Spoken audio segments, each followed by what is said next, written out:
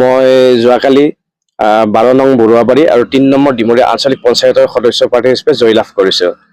আৰু এই জয়লাভত মই মোৰ ভাৰতীয় জনতা পাৰ্টিৰ আমাৰ বৰুৱাবাৰীত 8টাকৈ বুথ কমিটি আছে। বুথ কমিটিৰ সভাপতি সমূহ সদস্যবৃন্দ ধন্যবাদ জনাইছোঁ।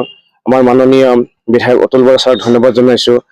লগতে আমাৰ জবা বাইদেউ, ভৱেশ কাথাৰ আৰু আমাৰ জিলাৰ বিষয়ববীয়া, যুৱ মৰ্চাৰ বিষয়ববীয়া, আমাৰ বৰুৱাবাৰীৰ ৰাইজ সকলোকে ধন্যবাদ জ্ঞাপন কৰিছোঁ এই জয়লাভত মোক সহায় কৰাৰ বাবে।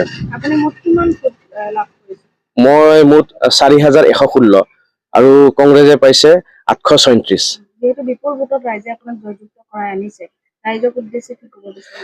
ৰাইজক মই বহুত বহুত ধন্যবাদ জ্ঞাপন কৰিছোঁ। ৰাইজে মোক এই সহায় সহযোগিতা আগবঢ়োৱাৰ বাবে, আৰু ৰাইজে যিহেতু জয়লাভ কৰাইছে মই ৰাইজৰ হৈ কাম কৰিব লাগিব, ৰাইজৰ কুশল মংগলৰ কথা চিন্তা কৰিব লাগিব, আৰু এইখিনিয়ে মোৰ ক'বলৈ।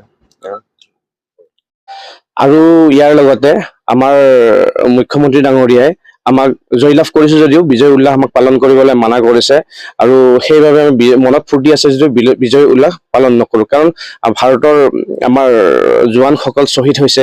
এই শ্বহীদ হোৱাৰ বাবে আমাৰ মনত দুখ প্ৰকাশ কৰিছোঁ, আৰু সমগ্ৰ ৰাইজক এক অনুৰোধ জনাইছোঁ যে এই বিজয় উল্লাস নকৰি সমবেদনা জ্ঞাপন কৰিছোঁ।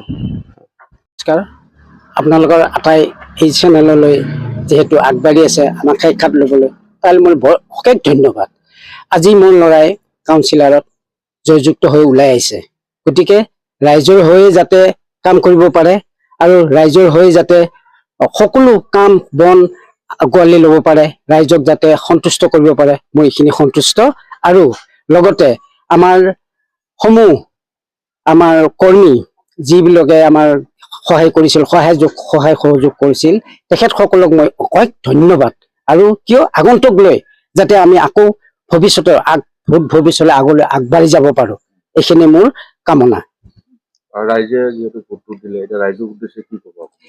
ৰাইজক মই এইখিনিয়ে ধন্যবাদ দিম, কাৰণ ৰাইজে আমাৰ বিজেপি চৰকাৰ যিহেতু চেন্ট্ৰেল বডিত বা আমাৰ চৰকাৰ চলি আছে, গতিকে এই ৰাইজে আমাক যিহেতু বহু সহায় সহযোগ কৰিছে, গতিকে আমি ৰাইজৰ হৈ লৈ আমি থাকিম আৰু ৰাইজক সদায় আমি সহায় কৰিম বুলি আমি আশা কৰিছোঁ।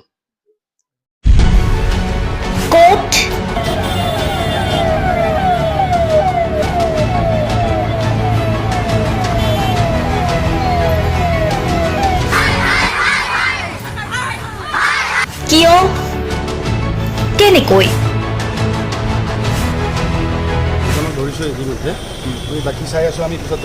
দুৰ্নীতি? ৱাইফজনীয়ে কৈছে বোলে এওঁ মোৰ হাজবেণ্ড, আপুনি কোন হে ক'বলৈ এওঁ অবৈধ বুলি? অনিয়ম, ভ্ৰষ্টাচাৰ, একো নায়কতাবাদ। এতিয়াৰ পৰা আৰু নহ'ব। আমি দিম সত্য বাতৰি।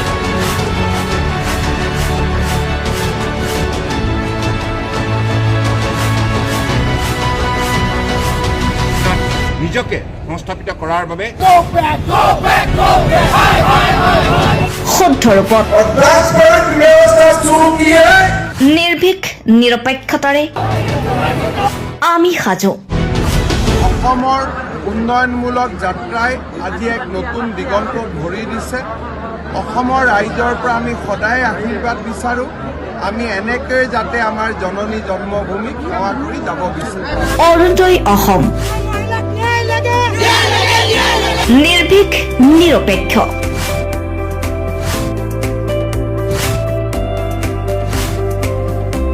ৰাইজৰ বাবে ৰাইজৰ পক্ষত অৰুণোদয় অসম।